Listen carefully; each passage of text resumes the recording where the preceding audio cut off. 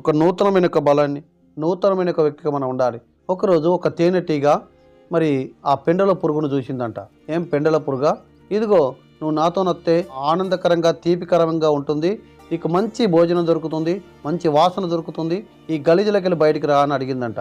నాకు అంత మంచి గుట్టే నేను వస్తా అని చెప్పేసి ఆ తేనెటీగ వెంబడి వెళ్ళిపోయిందట ఈ పెండల పురుగు. ఆ తేనెటీగ ఒక మంచి పూల చెట్టు మీదకి తీసుకెళ్ళేసి ఇదిగో పీల్చుకో వాసన అంటుందట.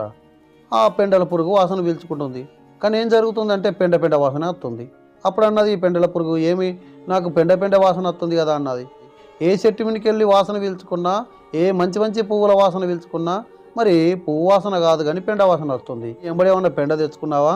ఆ రెక్క లేపగానే ఇంత పెండ దాని రెక్కల కిందకి వెళ్ళి కింద పడిపోయాది. అన్నిటిసి పెట్టుకొని వచ్చావు కానీ నీ ఎంబడి నీ పెండను పట్టుకొని వచ్చావు. నీ పెండ వాసన ఇంకా నీ దగ్గరికి వెళ్ళి ఒక నూతనమైన ఒక బలాన్ని,